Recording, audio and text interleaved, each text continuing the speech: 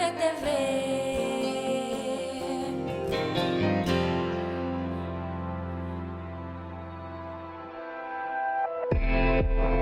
Hablemos. Voces especializadas en ciencias sociales y humanidades. Historia, antropología, literatura, estudios políticos e internacionales, agua y sociedad. Divulguemos la ciencia. Hablemos. El doctor Tomás Calvillo es un académico del Colegio de San Luis, es historiador, es poeta, es pintor, es diplomático. Ha tenido una larga experiencia en su amplia trayectoria en estos y otros ámbitos. Es muy rico una conversación con él y justamente nos ha regalado el día de hoy un programa con el que vamos a conversar sobre estos y otros temas. Acompáñenos, bienvenidos, los esperamos ahora desde el Colegio de San Luis. Comenzamos con este programa.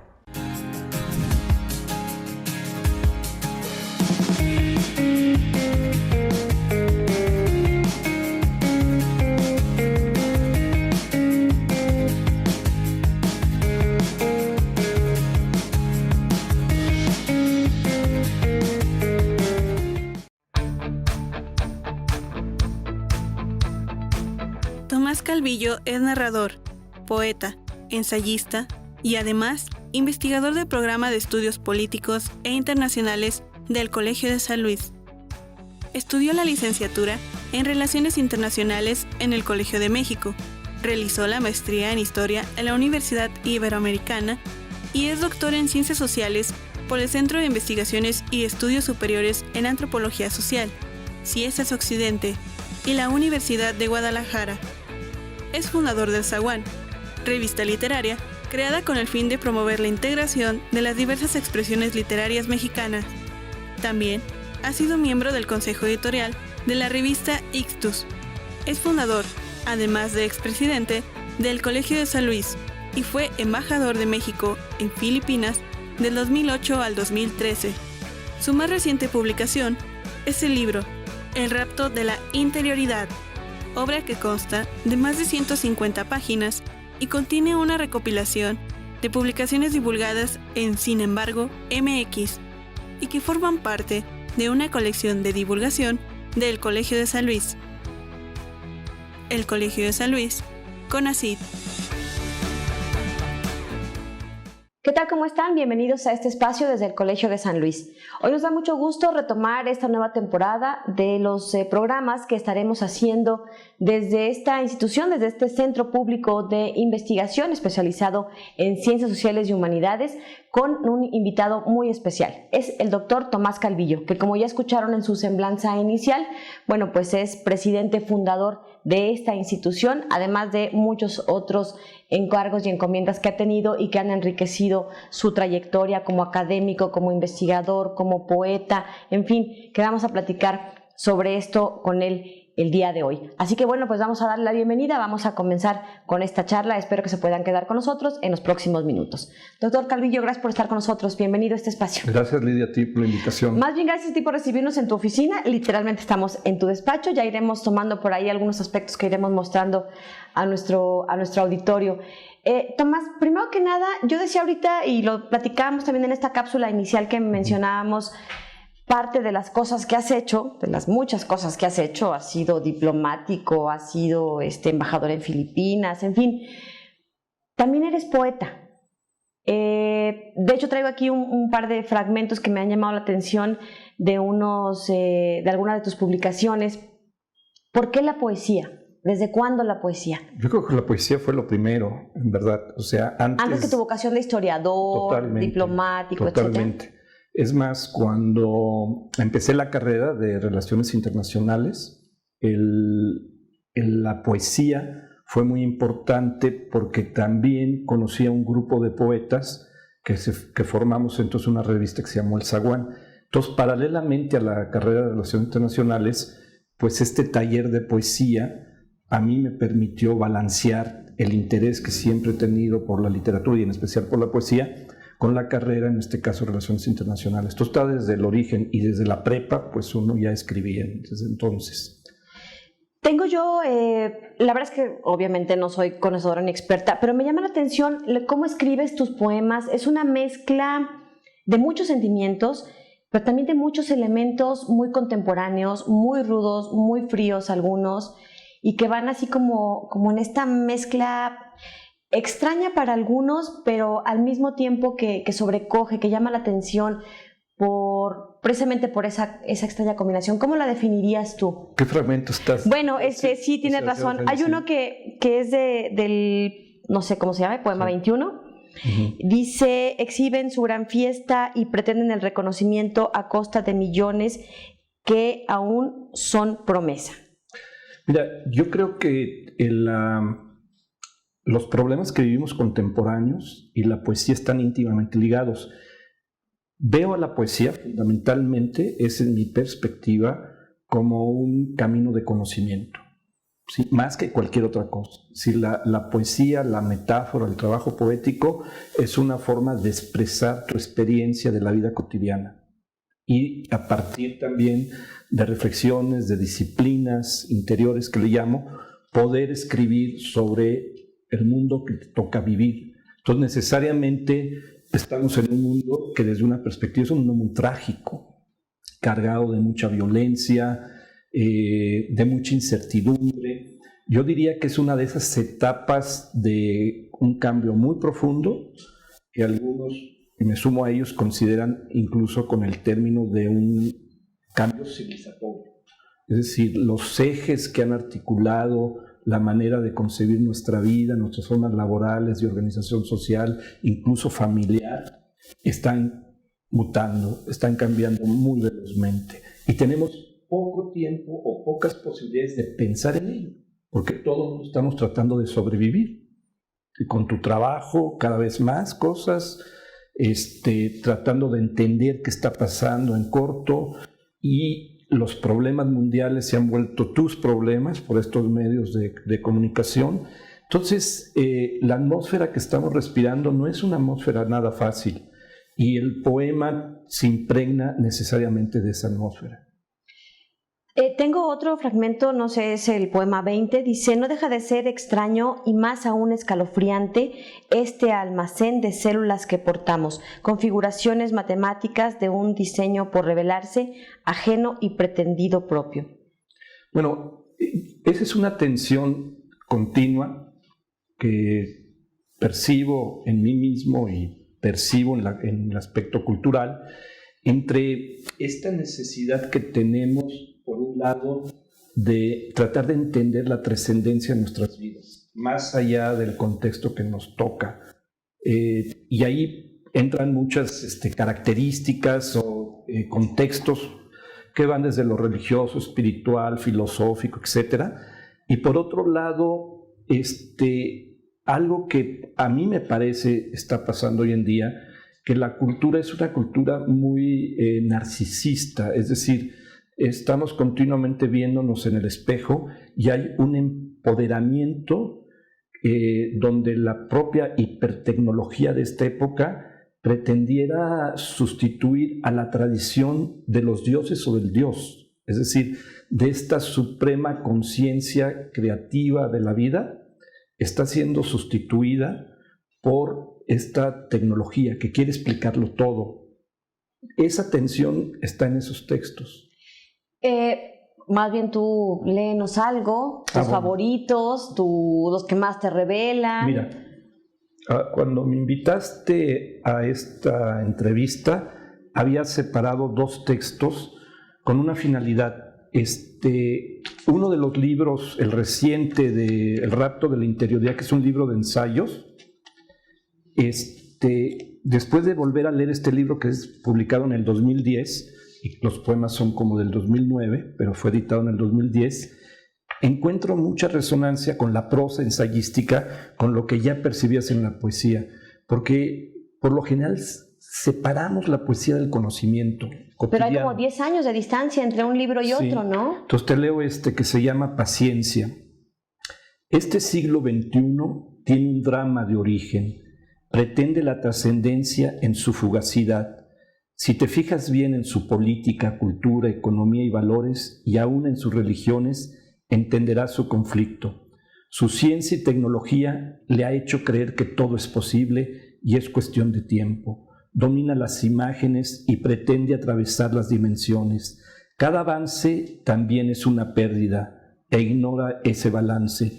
No hay manera de detenerlo, irá cada vez más veloz y multiplicándose obligará a nuevas adaptaciones.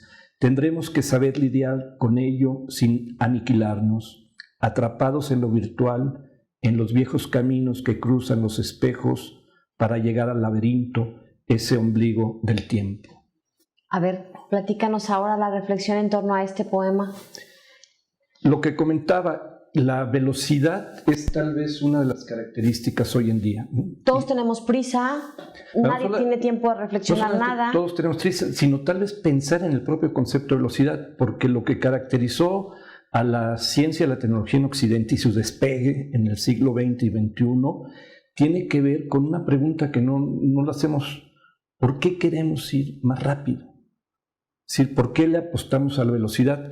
El gran cambio tecnológico se da como en el siglo XV, cuando se empieza a hablar de la modernidad como un concepto, y esos son las naves, los barcos, los galeones, la tecnología naval que permite a España y a Portugal, por ejemplo, convertirse en imperio, porque desarrollan una tecnología marítima que le van a dar la vuelta al mundo. Va a empezar este proceso que hoy llamamos de globalización y que le permite ir más rápido, llevar las cosas más rápido. Esa, para mí, me parece una característica que en el siglo XXI se vuelve dramática, porque ahí empezó y ahora en un instante estamos comunicándonos en todo. Creo que esa velocidad tiene muchas implicaciones. Una es que tu trabajo, el trabajo aquí de los compañeros, cualquier trabajo de los que estamos aquí, no importa cuál sea tu tarea, se ha multiplicado en demandas por la velocidad. Se multiplica la información, se multiplican las posibilidades, etc. Entonces llega hasta acumularse y abrumarte. Ese es uno de los problemas que están, de alguna manera, reflejados en estos textos. El rapto de la interioridad es uno de los libros más recientes del doctor Tomás Calvillo y que, bueno, pues estaremos platicando con él sobre este y otros temas que, bueno, pues falta mucho por abordar. Está por salir, por cierto, en los próximos días el libro en torno al galeón Manila-Acapulco. Es toda una historia fascinante. Ya volvemos para seguir comentando. Mientras tanto, lo invitamos para que a través de redes sociales siga en contacto con nosotros.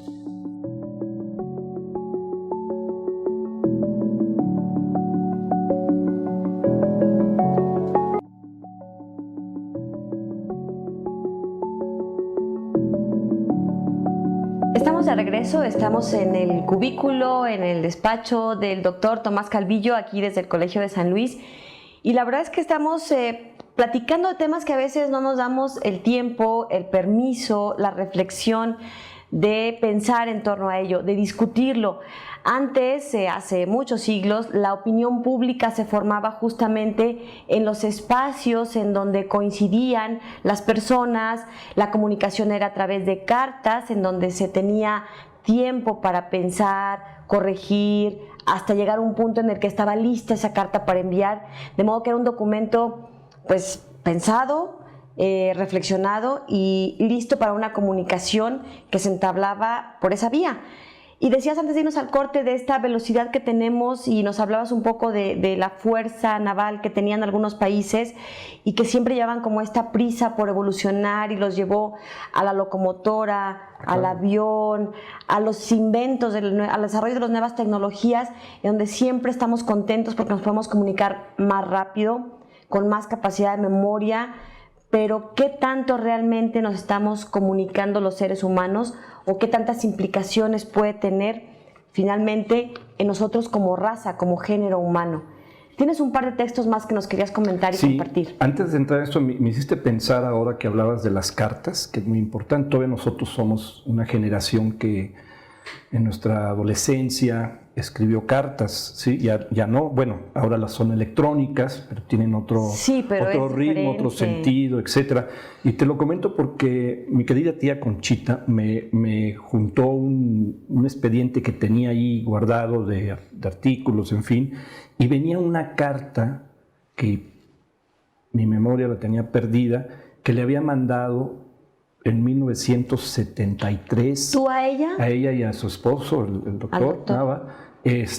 Cuando yo acababa de llegar a Israel, a un kibutz, y le mandé una carta, y entonces tuve oportunidad de leer toda esa carta, ¿no? Y me recordó el valor de lo que estás diciendo, ¿no? Que ahora lo hemos perdido aquí. Totalmente. Entonces, esas pérdidas son generacionales, es decir, tal vez nosotros las sentimos, las generaciones de ahora no, porque nunca tuvieron esa práctica. Por eso decías que es un cambio civilizatorio. Totalmente. ¿A qué te referías con eso? Totalmente, la forma de trabajar, la forma de imaginar, por ejemplo, la realidad virtual que fue introducida, empecemos por las primeras imágenes de fotografía, mediados segunda mitad del 19, y luego el cine, que todavía era mudo, y el cine de hoy, que ya es completamente diferente, y entonces se crea toda esta realidad virtual que busca reemplazar la real realidad, o que de alguna manera la vives paralelamente. Entonces todo eso está modificando tu manera de comprender las cosas, de relacionarte con las cosas, ¿no? Muchas veces te expresamos, en algún texto aquí lo digo, algo que te pasa, dices, hasta parece una escena de película, ¿sí? Es decir, la realidad virtual se convierte en el referente, como si fuera la referente de la verdad. Como si fuera la realidad de la realidad. Exactamente, ese es un ejemplo del léxico. Pero permíteme nomás decirte este texto, porque este texto habla de esta desarticulación del ser, que le podríamos llamar. La desarticulación del ser, se llama perdido. ¿Por qué nos partimos? ¿Por qué de pronto soy 2, 3, 5 pedazos? No puedo hacer que mis piernas me ayuden a llegar. No tengo en realidad a dónde ir. Me puedo quedar aquí recostado durante tantas horas que no tiene sentido contar. Oigo las voces lejos, aunque digan que están a mi lado. Siento una bruma, la percibo. El cuerpo es ligero, pero no se mueve. Mis manos se quedaron en un cajón, mi cabeza en la almohada, mi espalda y costados en el sillón, mis pies en el closet, mi rostro en la ventana, mi lengua en un bolsillo de la camisa, mis orejas en el buró. Tocan la puerta, no puedo abrir, aunque intente decir que pasen. Mi voz anda fuera con las nubes, y mi garganta está en el chorro de agua de las llaves. Al menos estoy vestido, al menos. El blanco parpadea y es azul y negro. Los calcetines verdes están en los hombros, y la lámpara es una antorcha adherida a mi brazo. La habitación comienza a moverse. Rechina fuerte, es un vagón que se va. ¿A dónde? ¿A dónde voy si no estoy? Es un poco este sentido de la pérdida de la identidad, de la fragmentación cotidiana en la que estamos viviendo, ¿no? Y por último, si me permites, nomás Sí, mientras lo encuentras, yo digo la referencia. Este libro se llama Filipinas, Textos Cercanos, y fue publicado en el año 2010. Sí, todavía tuve oportunidad de presentarlo allá en Filipinas. ¿En qué época estuviste de embajador? Recuérdanos los años. Del 2008 al 2013, fines del 2008 a mediados del 2013. Se llama Cosas del Alma. Y esto tiene que ver con tu pregunta que hacías, que también hace referencia a esta cuestión del conocimiento. A ver si nos da tiempo de discutir un poco. Cuando estás en un medio académico, pareciera que se separara como esquizofrénicamente el conocimiento racional, que llamamos, del conocimiento espiritual, ¿sí? Pero hasta divorciados, pareciera. Divorciados. Eso tiene que ver con la historia de nuestro país, con muchas cosas. Bueno, este texto va para allá. Cosas del alma. Nacemos con el alma hasta el cuello. Desde párvulos oímos de ella. Se da por un hecho, como el estómago, los ojos, los pies. Crecemos con la certidumbre de que la llevamos dentro, tal vez entre el corazón y la columna, o entre el ombligo y la espina, o solo en el corazón, dicen algunos. Es un minúsculo punto vinculado a otra dimensión, su señal y nombre, y otros que estudian más el tema afirman que es corpuscular. Otro cuerpo de luz que no vemos, pero allí está como huella digital de la eternidad. Desde hace siglos nadie le estudia con atención suficiente. En las universidades se le trata con palabras en materias de religión, filosofía, antropología. Pero el alma que refiero es más carnal, menos teórica. está en la fe descalza de millones y nadie discute la remota posibilidad de que no exista. Por eso me pregunto, ¿y si no existe el alma? Si solo es una pintura, una creación organizacional, una bella tradición, una ilusión trágica, una genial manipulación, un desliz de humanidad, un primitivo anhelo, una cuenta que no sale, un desproporcionado deseo, una traducción incompleta de viajes mágicos y místicos delirios, una necesidad de sobrevivencia, una construcción histórica, cultural. Si afirmo que no tengo alma, no es por despiadado, sino porque no la toco, no la encuentro, no creo, no tengo dato válido de su presencia. Si lo repito y lo digo en voz alta, con fuerza y claridad, no tengo alma, entonces afirmo que soy un cadáver vivo. Así de contundente es su ausencia. Demasiado realista, diría yo, y demasiado preocupante al mismo tiempo. ¿Qué les espera a estas nuevas generaciones cuando de pronto vemos estas realidades en las universidades, en los centros de investigación, en la vida cotidiana de las nuevas generaciones que están tan acostumbrados a lo efímero, a las nuevas tecnologías, a lo distante, a lo frío? Pero en el fondo creo que también están preocupados un poco por esto, ¿no? No, por supuesto. Yo creo que hay que encontrar el balance. El balance es una palabra clave, siempre. Siempre ha habido sus desequilibrios. Pero lo que estás diciendo es que creo que los espacios académicos, o en cualquier otro espacio, que ya están insertos en esta circulación de información, cibermundo o ciberespacio, como le llamen, es posible abrir los espacios para tratar estos temas. Yo creo que los mismos jóvenes se van dando estos espacios, aunque nos parezca un poco las redes sociales, toda esa interacción que tienen ahí, son espacios donde ellos mismos han estado buscando. Mira, yo vengo trabajando esto con un concepto que le he llamado hacia una cultura de la interioridad. Y recientemente en Guadalajara, que me invitaron por una exposición, por otra cuestión. Que además pintas. ¿O qué haces? Sí, ¿no? Me gusta mucho. Había una investigadora ahí, doctora del ITESO, que tuvimos la oportunidad de estar platicando en una comida y ella estaba trabajando adicciones, o sea, tienen una investigación muy seria para trabajar con jóvenes de adicciones.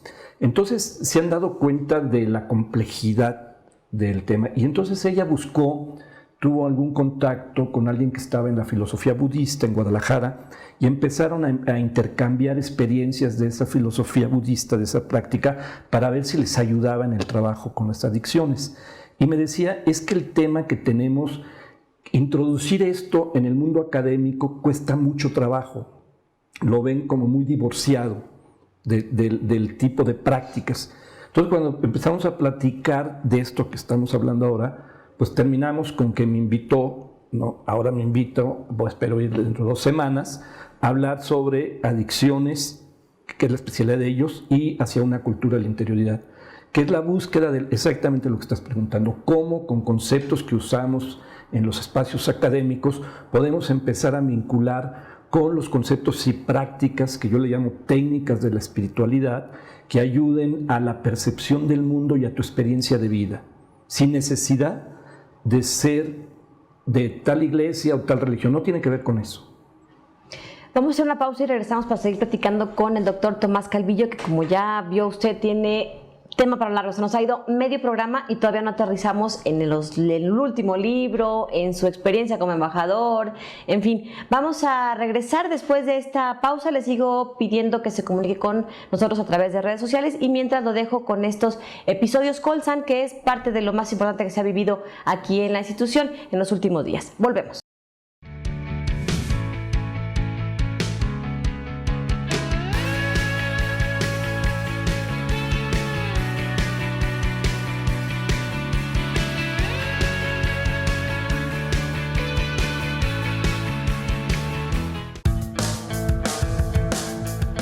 El pasado 18 de septiembre, el Colegio de San Luis firmó un convenio de colaboración con la Asociación Nikkei San Luis Potosí. Dicha asociación surge con el objetivo de promover el intercambio cultural, educativo, social, deportivo, científico y tecnológico, entre las asociaciones México-japonesas. Con esta firma se busca establecer lazos cercanos para la realización de proyectos de investigación y trabajos en conjunto con la cultura japonesa en México. Tal es el caso del proyecto para sistematizar el acervo fotográfico de Nikkei a través del Centro de Documentación Colsan, mientras que el intercambio cultural podría materializarse en presentaciones de libros, charlas, conferencias, recorridos y exposiciones, entre otras actividades. El Colegio de San Luis podría ser subsede de algunos eventos académicos durante la Semana de Japón en San Luis Potosí, a realizarse el próximo año. Quienes encabezaron la firma del convenio fueron el presidente de la Asociación Nikkei de San Luis, Alfredo Akio Ueda Ijima, y la secretaria de la asociación, Olivia Mieko Iguadare. Por parte del Colegio de San Luis, se contó con la presencia de la secretaria académica, la doctora Claudia Carranza Vera, y el presidente, el doctor David Vázquez Alguero. El Colegio de San Luis, CONACYT.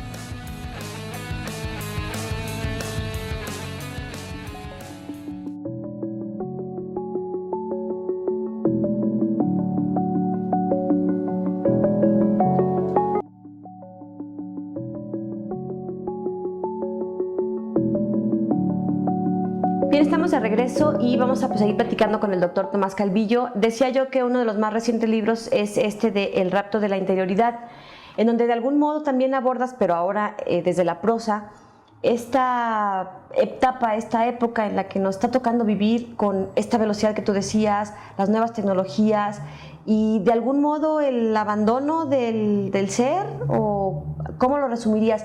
Platícanos un poco también de este prólogo que hace, o el texto que escribe Guillermo Cermeño.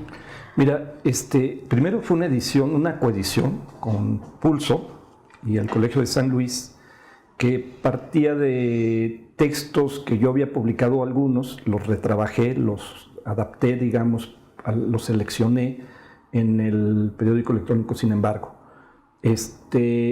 Y se los presenté al historiador Guillermo Cermeño, el cual lo valoro muchísimo, no solamente como amigo, lo admiro como colega y académico.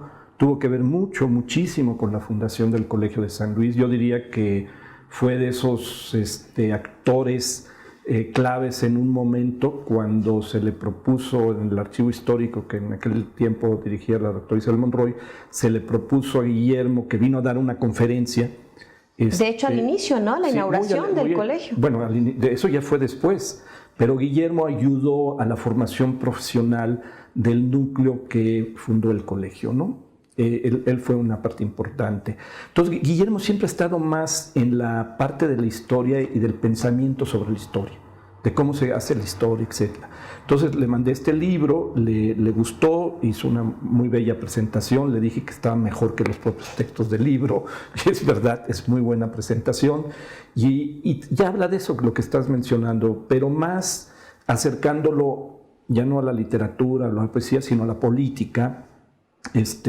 Muchos de los problemas que uno advierte en la política, cualquier gobierno que esté en el poder, independientemente de las ideologías que asuman, se enfrentan, yo diría, no al tiempo del diseño, del horizonte, de la construcción de una nación, sino al tiempo de la emergencia, de sobrevivir en el poder, de cómo respondes a todos los problemas cotidianos. A lo inmediato. A la desarticulación.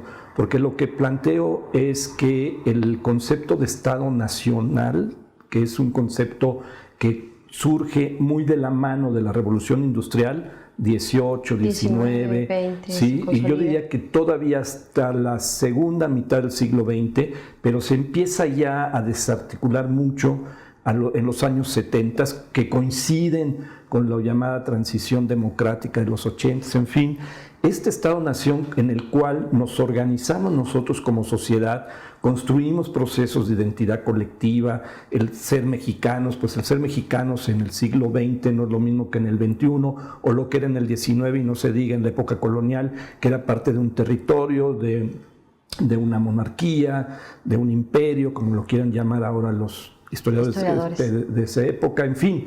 Entonces, esta construcción está siendo está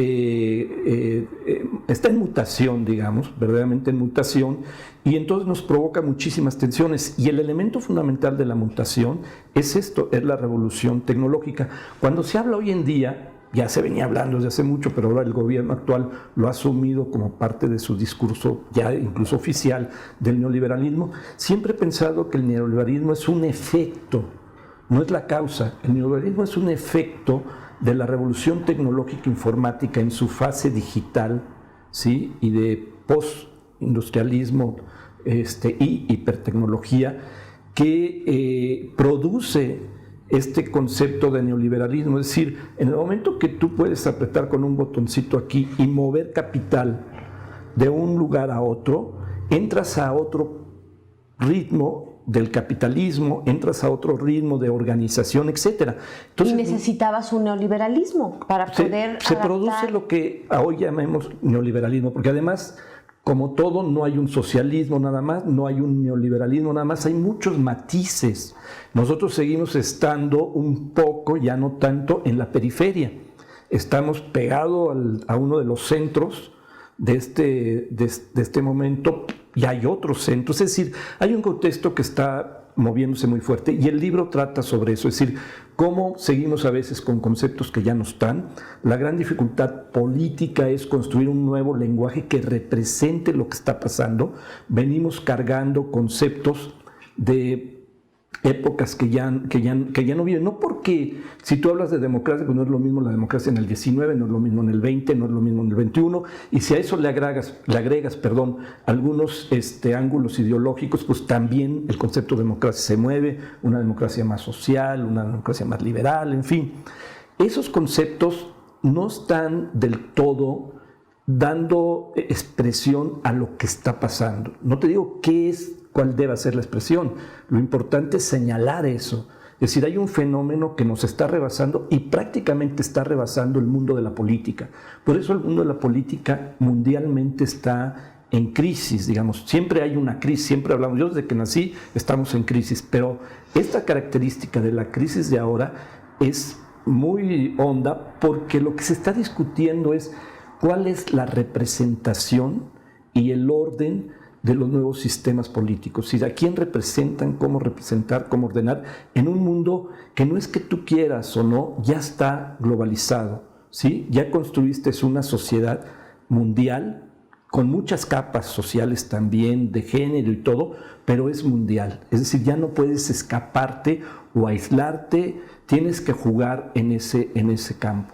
Y por eso este nombre de rapto, de secuestro, ¿a eso a lo que te refieres? Particularmente ¿A lo interior, a lo muy personalísimo? El concepto, no intimidad, porque intimidad tiene que ver más con lo particular, sino interioridad, que es un concepto espacial, ¿sí? Y tiene que ver con, te lo digo, políticamente no es el único el sentido, pero el sentido político es: tú procesaste al mismo tiempo en el 20 una apuesta por la revolución industrial, y se crearon dos grandes sistemas, el socialista con la Unión Soviética, después China, en fin, y el capitalista, ¿sí? Pero los dos estaban montados sobre la revolución industrial, con una diferencia. En los Estados Unidos de Occidente no trataron de controlar el proceso ideológico y políticamente, ¿sí? No lo trataron de controlar.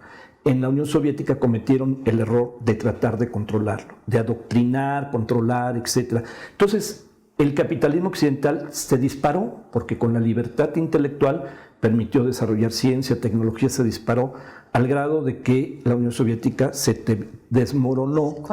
Se colapsó por lo mismo, ¿no? Y en el fondo, los dos estaban montados sobre ese proceso industrial, no lo cuestionaban, ¿sí? Pero el desarrollo de este lado, que se disparó, que produjo la sociedad de consumo, porque multiplicó los deseos. Sí, y al multiplicar los deseos te multiplicó las, entre comillas, necesidades. Es decir, y entonces el planteamiento es que el territorio que está en disputa no es ya nada más el físico, y no es tampoco el más importante, sino es el de la mente. Es decir, lo que está en disputa es la mente. Toda la sociedad de consumo, lo sabemos, está montada en que las colectividades vean como necesario una serie de productos que se te inducen, etcétera, etcétera. Entonces trabaja sobre eso, y lo que plantea es ¿qué hacemos con este territorio de la mente? Si no podemos defender otros territorios, al menos el de nuestra interioridad, de nuestro espacio interno, sí podemos trabajar y podemos ganarle espacio. Y ahí me refiero a las técnicas espirituales de todas las tradiciones que han observado cómo se procesa la experiencia de vida a través de ejercicios de práctica espiritual. Vamos a regalar un libro en este programa, como saben, bueno, pues nos gusta compartir con ustedes parte del fondo editorial del Colegio de San Luis. A la primera persona que se comunique a través de redes sociales, particularmente a través de Facebook, envíenos un mensaje inbox y ahí los horarios ahí se registran. A la primera persona que se comunique con nosotros le estaremos regalando un libro, y a las siguientes 2 le vamos a estar obsequiando un cuaderno de notas del Colegio de San Luis, en donde por cierto también está la mano del doctor Tomás Calvillo, porque una persona muy cercana a ti, Gabriel Figueroa, hijo, tiene ahí una intervención importante con algunas fotografías. Así que bueno, acompáñenos, seguimos platicando. Estuvo alrededor de 5 años en Filipinas nuestro invitado de hoy. Vamos a platicar de regreso cómo marcó esto su vida, qué le enseñó, qué aprendizajes, y bueno, pues ahora también cómo está influyendo también en su trabajo como historiador, como académico desde el Colegio de San Luis. Regresamos.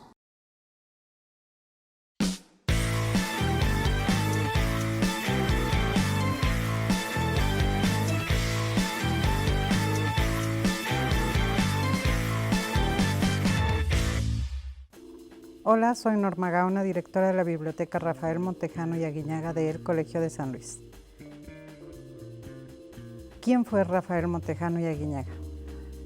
A propósito de su centenario próximamente, yo les quiero comentar que fue licenciado en Teología, doctor en Historia por la Universidad Gregoriana de Roma, hizo también estudios de posgrado en la Escuela Vaticana de Bibliotecología, Paleografía y Archivística.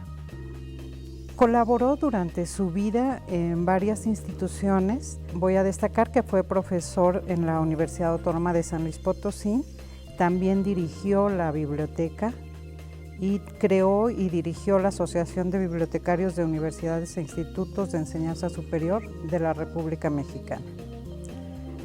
También participó en la creación de la Academia de Historia Potosina y de la Academia de Historia Regional. Bueno, tenemos un personaje que ha colaborado mucho en lo que es la historia de San Luis Potosí. Tiene más de un centenar de publicaciones que pueden consultar en la Biblioteca Rafael Montejano. Próximamente estaremos informándoles sobre el programa que llevaremos a cabo para festejar el centenario de su nacimiento, ya que él nace el 8 de octubre de 1919 y estamos en la víspera. Una de las acciones que me gustaría destacar en su gestión ya casi al final de su vida fue el decreto 575, que establece el depósito legal para la preservación del patrimonio bibliográfico y documental del estado de San Luis Potosí y que hoy es vigente. Este decreto se publica en el periódico oficial el día 4 de octubre de 2000 y en él se establece que cuando menos 2 ejemplares de cada obra que se publica en San Luis Potosí deberá ser depositada en la biblioteca pública en ese entonces de la Universidad Autónoma de San Luis Potosí. En este momento es en el Centro de Documentación Histórica, que también lleva su nombre.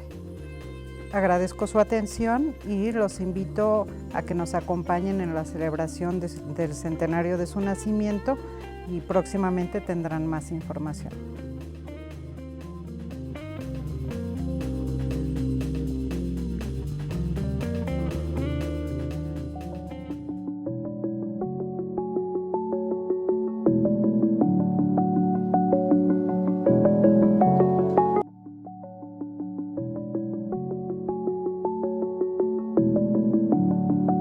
Estamos de regreso y estuvo alrededor de 5 años el doctor Tomás Calvillo como diplomático en Filipinas. Platícanos cómo cambió esto tu vida, ya conocías Filipinas, qué impacto tuvo, qué pasó.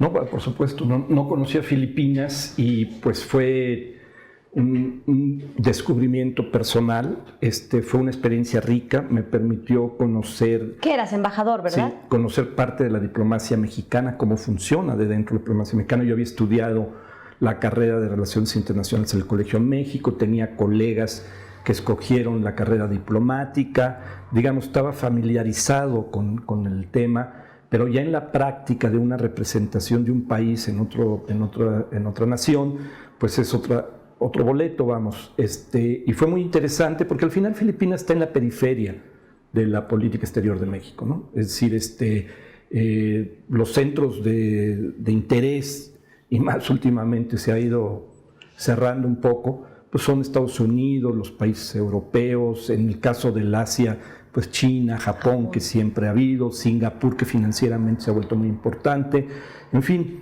Entonces Filipinas está en la periferia. No obstante, desde que salió la oportunidad de ir allá, el caso de Filipinas era darte cuenta que Filipinas históricamente debía estar en el corazón de México, no en la periferia. Porque compartíamos una historia importante. Claro. Platícanos un poco de eso. Porque primero que cuando tú llegas a Filipinas, es un país que yo quiero mucho, es un país muy parecido a México en lo admirable y en lo caótico. Es el país que ellos se consideran los latinos de Asia, o algunos se consideran los latinos. Estuvieron conquistados también por españoles. Yo te diría que es una larga historia, pero conceptualmente puedes usar varias vías. Una es una colonia que conquista otra colonia, porque el rey, el monarca, delega en el Virreinato Nueva España la jurisdicción y la autoridad civil y eclesiástica, la parte de la iglesia, del territorio de Filipinas. Era un poco como la Capitanía General de Guatemala, que era todo el territorio de hoy Centroamérica. Filipinas era igual. Filipinas se gobernaba desde la Ciudad de México.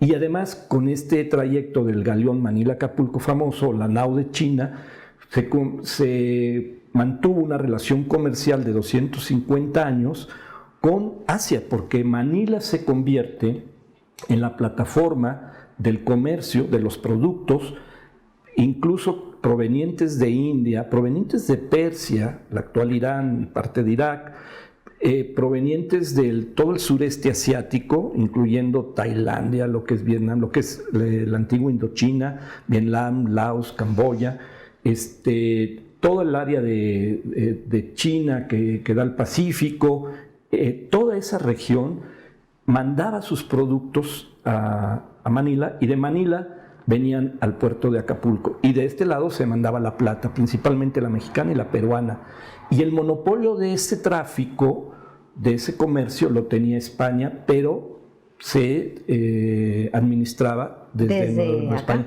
Entonces sus repercusiones son todas, las historias son todas. Luego nos platicas en un programa especial de eso, tema. Pero a ver, platícanos sobre tu experiencia, porque nos mostrabas hace un rato algunos cuadros. En la embajada.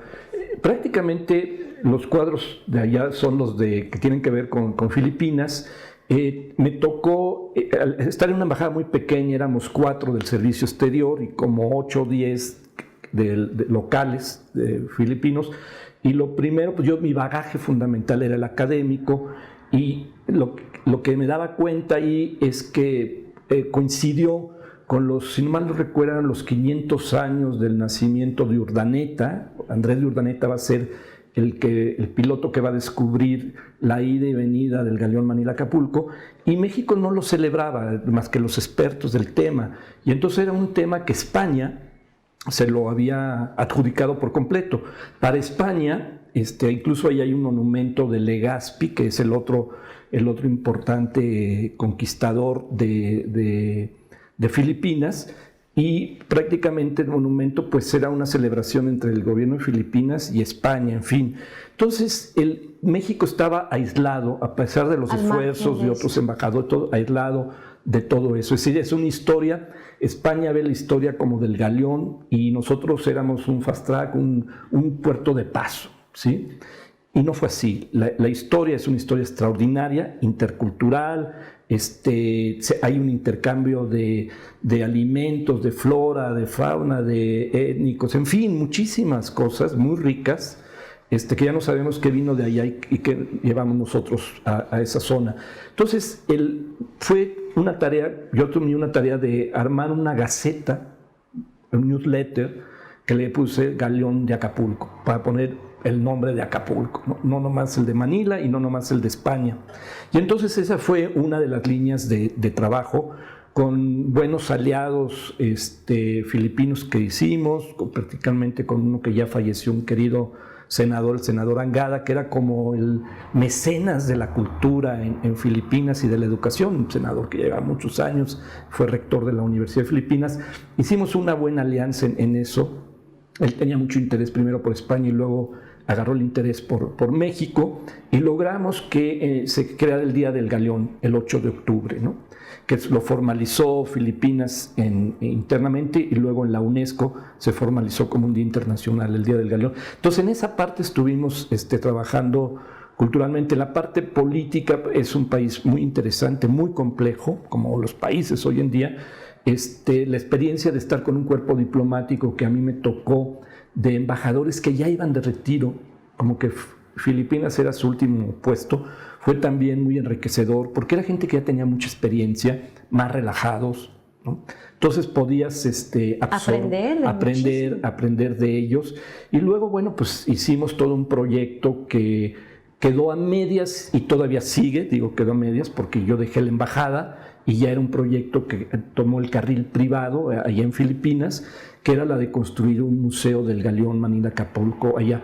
Lo que te puedo decir es que Filipinas es nuestra otra mitad, es la parte asiática de México, como para ellos nosotros en la parte occidental. Incompletamente, o sea, cuando caminas en las calles, cuando tratas con la gente, es de una riqueza magnífica. Y por último te diría que Filipinas es la puerta de entrada. Recuerdo una anécdota, cuando vino la propuesta para poder ir a Filipinas, consulté qué opinaban 2 o 3 amigos. Un amigo de ellos era Juan Ramón de la Fuente, que en ese momento estaba todavía de rector de la UNAM, y entonces él me comentó, fíjate, me dijo que hace una semana de oír otra vez el nombre de Filipinas, porque Felipe González, el expresidente, decía que esa era la puerta natural de entrada para México y España en Asia, ¿no? Entonces puede ser un lugar magnífico en ese sentido, y creo que así es, ¿no? Es decir, Filipinas estratégicamente debería ser mucho más importante para la política exterior de México de lo que es hasta hoy, a pesar del esfuerzo de embajadores muy valiosos como Heréndida, que me presidió, como el que está actualmente. Independientemente de eso, Filipinas, más allá de los esfuerzos personales, si no se pone en el escenario estratégico de la política exterior hacia Asia, que falta eso. Es decir, la política exterior en México, desde mi perspectiva, la veo muy fragmentada, muy debilitada. Podrían aprovechar muchísimo más a los equipos académicos. En muchas universidades del país hay especialistas por regiones. Vincular a estos especialistas con las embajadas, alimentar de información y de propuestas y vincularse estratégicamente en la región, sería valiosísimo para el país. Me parece que falta mucha estrategia política. Filipinas no es solamente que... Filipinas puede ser, fíjate, un vínculo con toda la ASEAN, todos los países del sudeste asiático, que son 11, es fundador de esa organización regional, y puede ser un vínculo con China también, indirecto, porque China y Filipinas, la élite filipina hoy en día tiene un origen chino, tiene un origen español, antiguo, y un origen chino. Muchas de las familias chinas que emigraron a principios del siglo XX, hoy en día son parte de la élite, y son articuladores de vínculos con China, ¿sí? Y son formas de entrar directamente a otros espacios en Oriente. Creo que de entre todas las experiencias que te pudo haber dejado, lo mejor es que has mantenido esas alianzas, esos vínculos, y que ya han redituado incluso en trabajo académico acá en el Colegio de San Luis, del cual nos vas a tener que platicar en un siguiente programa. Con mucho gusto. ¿Cuándo sale tu libro de En torno al Galeón Manila Acapulco? Mira, ¿En unos meses? Formalmente yo espero que máximo en un mes, 3 semanas, ya lo tengamos. Pues te comprometemos para a lo mejor hacia finales de este año claro, venir a platicar con mucho gusto, Lidia. Bueno, ya nos vamos. Muchas gracias por habernos acompañado en este espacio. El doctor Tomás Calvillo, presidente, fundador del Colegio de San Luis, que también nos faltó hablar sobre esa parte. Luego ya en un siguiente programa. Es la primera vez que estás acá con nosotros y bueno, pues espero que no sea la primera ni la última. Nos vamos. Gracias por habernos acompañado y les recordamos que a través de redes sociales puede mantener el contacto con nosotros. Y si se perdió de esta emisión, muy pronto estaremos a través del canal de YouTube del Colegio de San Luis y también estamos a través de 9TV en su señal de Facebook Live. Gracias, pásela bien, hasta la próxima. El Colegio de San Luis te invita a las actividades académicas que se llevarán a cabo durante los próximos días. El 1, 4 y 8 de octubre, no te pierdas las primeras sesiones del Seminario Taller de Evaluación del Desempeño Legislativo, de 12 a 14:30 horas en la sala de seminarios 6. El 3 y 4 de octubre se llevarán a cabo distintas mesas de trabajo por parte del simposio Formas, Retos y Perspectivas de la Crítica de Poesía en México. Consulta el programa completo en nuestra página web.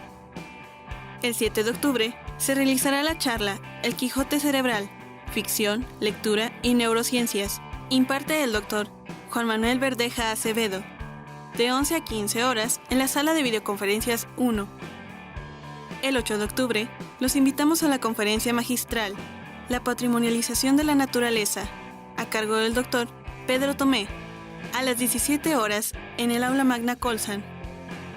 Del 8 al 10 de octubre, el Colegio de San Luis preparará una serie de eventos y pláticas con motivo de los 100 años del natalicio de Rafael Montejano y Aguiñaga. Visita nuestra página web, en donde podrás encontrar mayor información acerca de este evento en los próximos días. Están abiertas las convocatorias para la maestría en Historia y para el doctorado en Ciencias Sociales, reconocidos por el Programa Nacional de Posgrados de Calidad CONACYT. Recuerda que el Fondo Editorial Colsan estará presente hasta el 6 de octubre en la 21ª Feria del Libro Infantil y Juvenil, ubicada en Plaza Fundadores del Centro Histórico de San Luis Potosí. Consulta los detalles de las convocatorias y los eventos a través de nuestra página web www.colsan.edu.mx. Síguenos también en nuestras redes sociales.